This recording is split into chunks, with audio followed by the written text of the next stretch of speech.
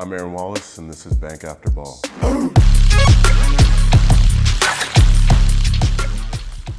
This is Bank After Ball. This show was created to talk about athletes' journeys on and off the field in the world of business, entrepreneurialism, and finance. Let's see what's going on today. Today's guest is Aaron Wallace. We're here to discuss his path to entrepreneurship now that his playing days are done. Yeah, what's up? Thanks for having me. Happy to be here and help you out. We've been friends for a long time.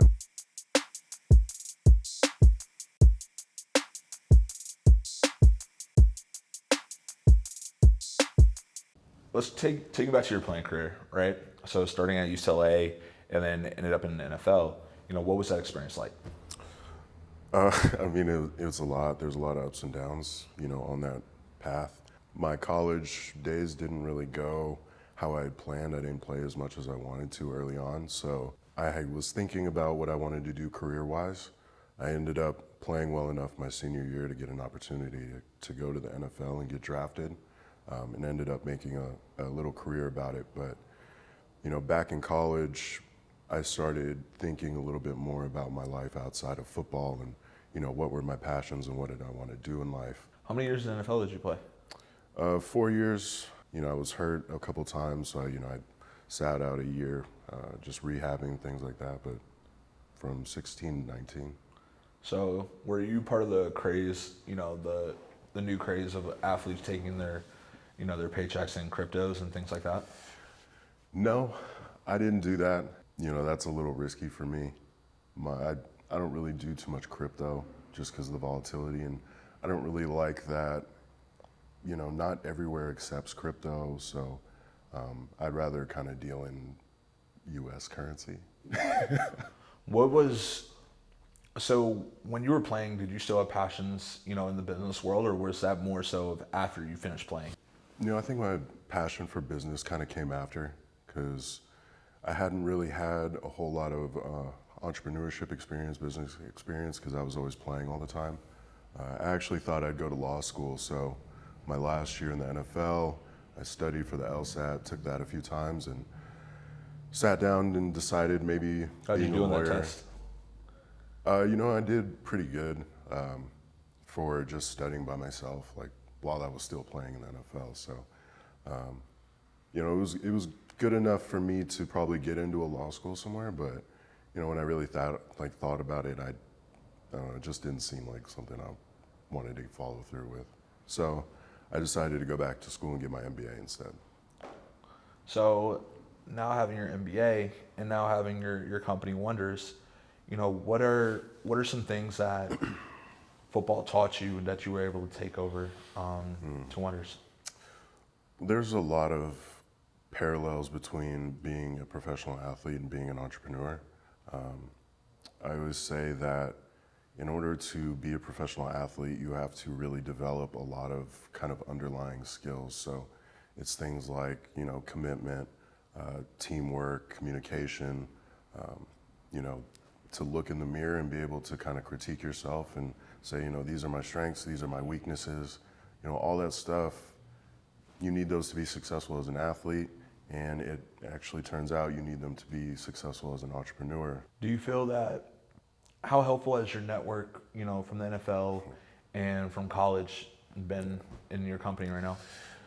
It's huge. My company Onedrus kind of started with NFL PA connection. So everybody that I know at the NFL PA is still keeping up with me. I have a working relationship with NASA now because my company licensed one of their patents. So, I do some work with them too. But networking is huge in business, in entrepreneurship.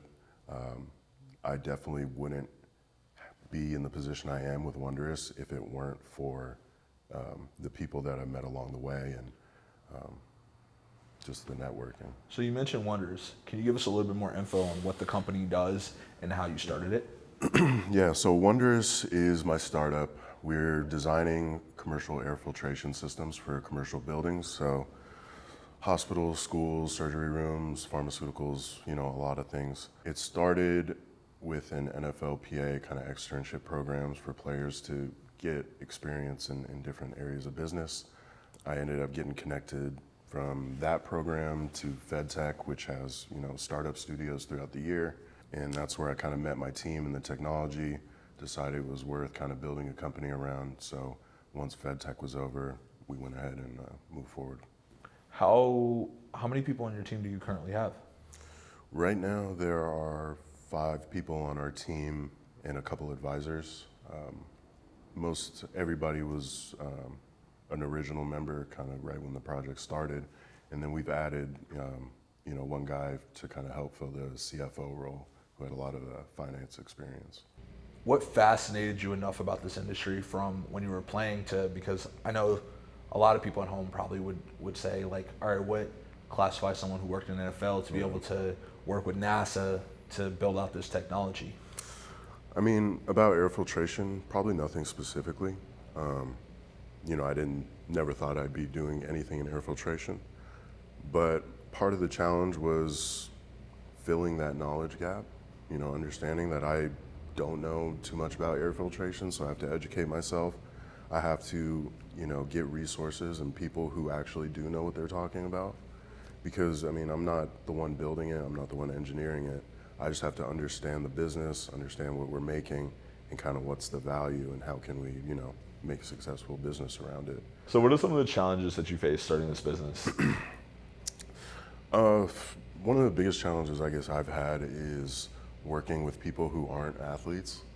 I guess I was accustomed to being in an environment that's a little bit more brash and in your face, and not everybody's like accustomed to that. So that actually took me a little bit of getting used to. I kind of expected everybody to act like athletes would, and definitely not the case. So for me, understanding team, like how teams work and how, different people kind of work in different situations, that's been a challenge.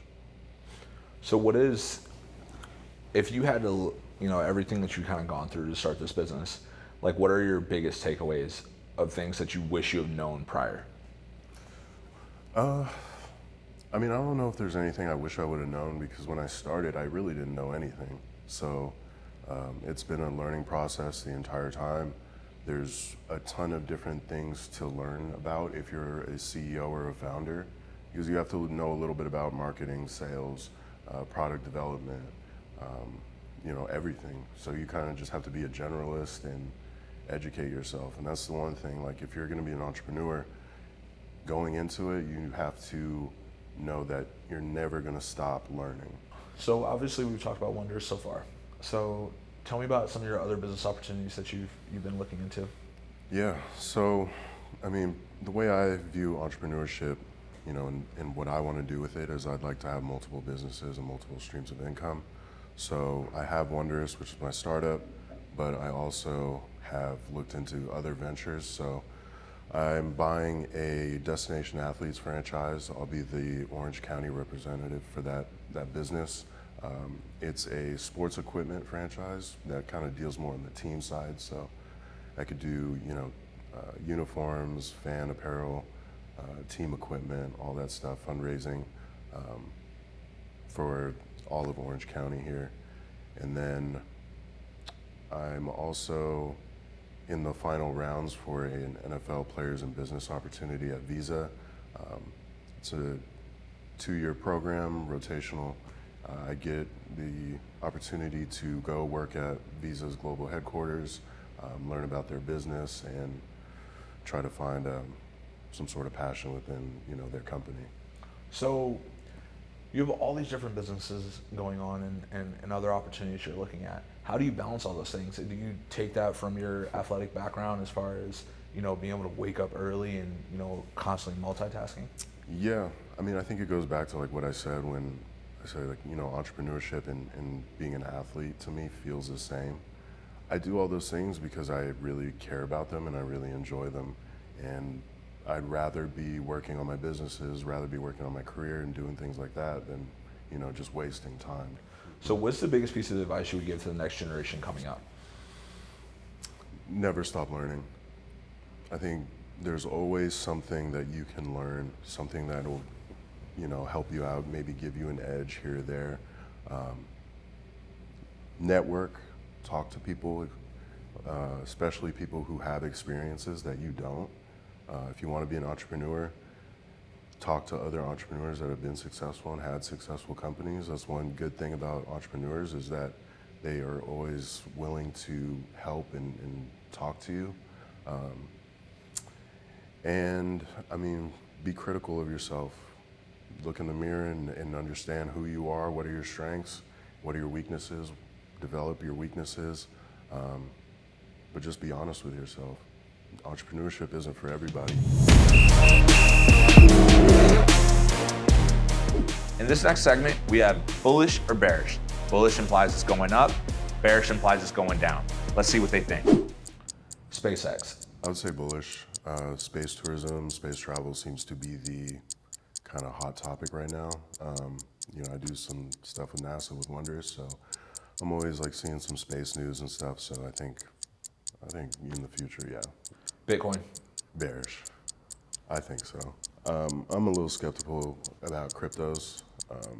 Like I said, I'd rather deal with more kind of tangible currencies. Renewable energy. Bullish. Yeah. I mean, I think the way things are trending right now, electric vehicles, you know, are really popular. Obviously right now, everywhere is kind of experiencing like a heat wave here on the West Coast. So a lot of people are attributing that to like global warming. So I think that, you know, renewable energy, reducing your impact, I think that's going to be, you know, real big topics here in the next 10, 20 years, forever, really. Thanks for watching Bank After Ball. I'll see you guys here next week.